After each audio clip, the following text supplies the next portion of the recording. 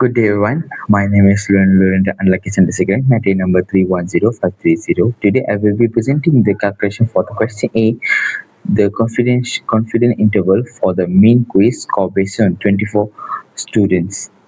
First, looking at our data set we provided in Canvas slide, we have 24 records of quiz scores. To understand the overall performance, we calculate the sample mean, which is we will get 69.17. How will we get this value? Where we need to sum up all of the value we get it from the data set from student 1 until student 24. We need to sum up all of the values, then we need to divide it with the total number of students, which is 24. We will be get the answer 69.17 as we demonstrate as we demonstrate the answer in the screen. We also can see that for the sample standard deviation, we get the 7.94 answer. How we get the answer?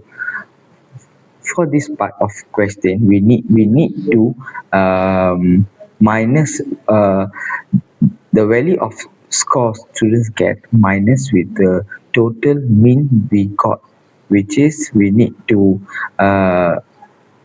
do for every kind of data, every student's data, and then we need to put the punca kuasa, and then we need to divide it by 20. We divided by 24 minus 1, where is our initial formula to get this answer. After we get all of the answer, as we demonstrate in the screen, we will be get answer 7.9382, and we will be have to get the final answer as a 7.94. Since we are dealing with a small sample size and don't know how to population standard deviation, so we use the distribution with the 23 degree of the freedom, where we need to 24 minus 1, then we will get 23. At a 95 percentage confidence level, our critical value is t is 0.05, and value is 23. Is approximately when we are referred to the table, we will be get t equals to 2.069. After once we get the answer, we need to implement the 2.609 in the formula in shown in the canvas slide. We need to put all of the answers we get into the substitute the answer into the all of the formula. For the first formula, we need to do the plus, and second kind of formula we need to do the minus. For the reason why we use this reason, we are in a 95% confident that the true population mean quiz for the entire class fall between 65.82, where we will be the minus our formula, and we will get 72.52, where in the formula we sum up all of the answer in the formula is given, then we will get 72.52. So this range of provided a reliable estimate for the expected average performance for the student in this course. Our n is relatively small, so we must account for the higher uncertainty. Moving on to question B, which is to test the lecturer's claim that the average score is 17. The T distribution was conducted at 5% level, significant level. So, within the 24 students, the sample mean was found at 69.17, while the sample standard deviation is 8. So step 1 is we need to find the hypothesis, which is null hypothesis equal to 17, which is HO equal to 17, but alternative hypothesis not equal to 17. Since the standard deviation population is unknown, so we use the T distribution. The test statistic is calculated by mean minus with population O divided with standard deviation divided with square root n, and then we will get 0.51. Next, the degree of freedom is n minus with 1, which is 24 minus 1, so it is 23.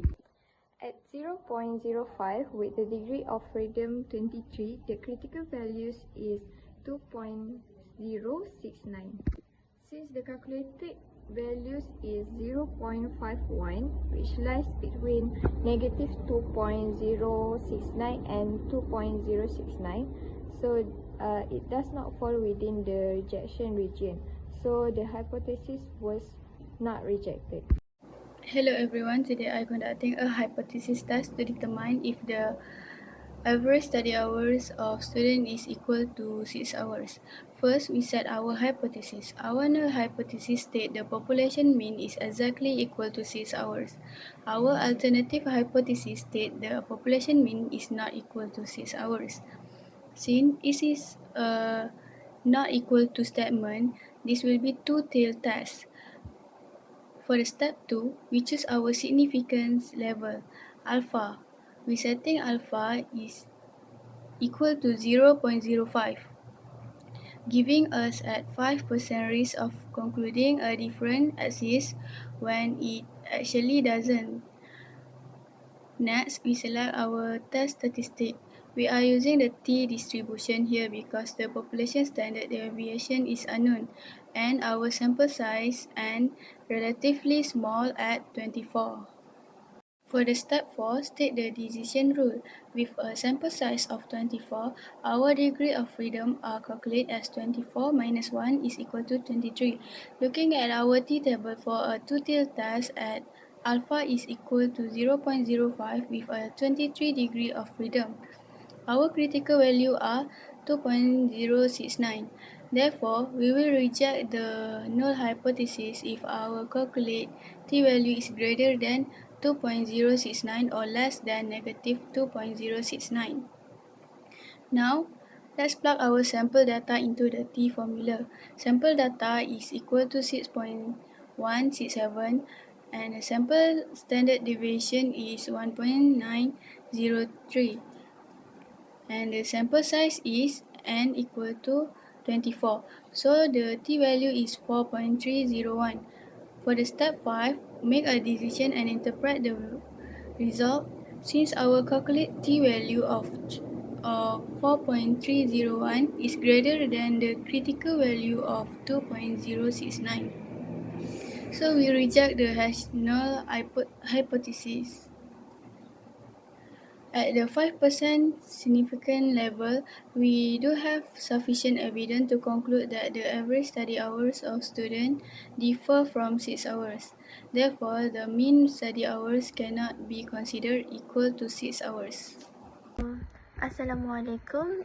My name is Hatira binti Idrus. My metric number 310053. Now, I will explain about the question D to determine whether there is a significant difference in a mean quiz score between male and female students. So, for step 1, we state our hypothesis.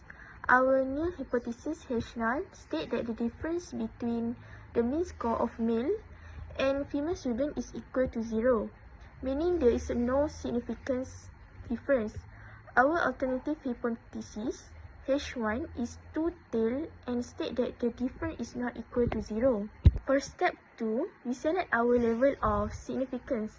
For this test, we are setting alpha at 0.005, which gives us a 95% confidence level. Next, we determine the appropriate test statistic.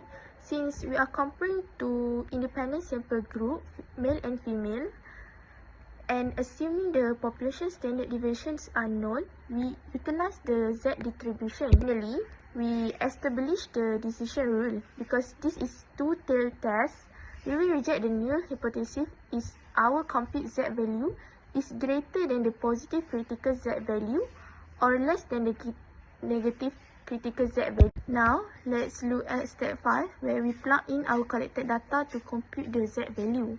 On the left, you can see the descriptive breakdown for both groups.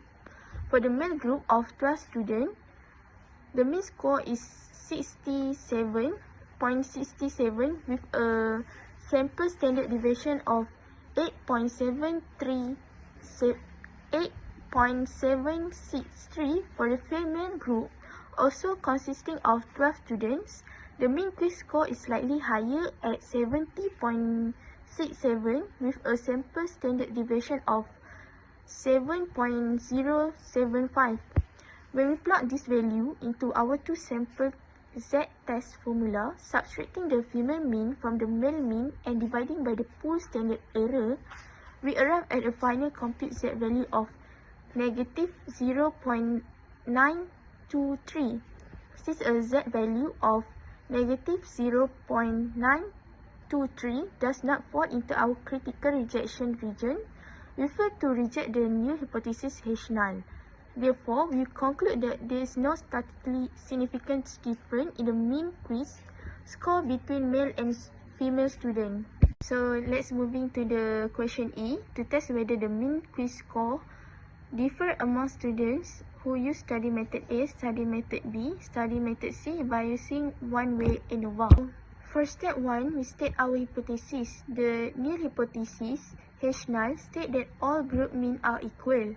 The alternative hypothesis H1 states that at least one the means quiz score is significantly different from the others. Once again, we set our level of significant level at alpha equal to 0.05.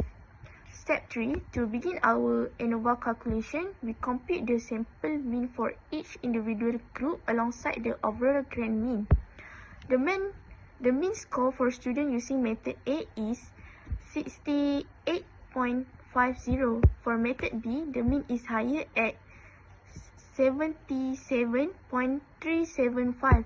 For method C, the mean is lower at 61.625. By average these three group average together, we get a combined grand mean of 69.167. In the next step, we will use this mean to calculate our sum of square and find our F statistic. In the step 4, we compute our sum of square to measure the variance in our data. First, the sum of square between group SSB measure how much our three study method mean vary from the grand mean. This gives us SSB of 997.578.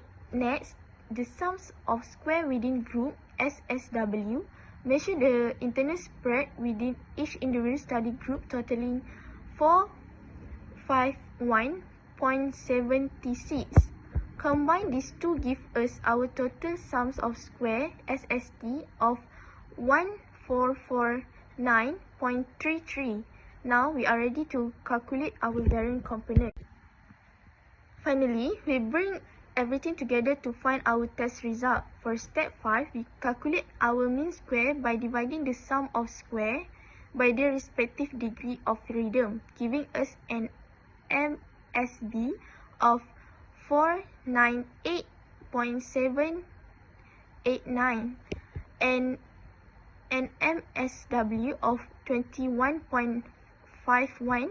Dividing MSB by MSW give us our calculate F statistic of 23.19. Step 6 with degree of freedom 2 and 21 at alpha 0.05 significant level, our critical F value is 3.47.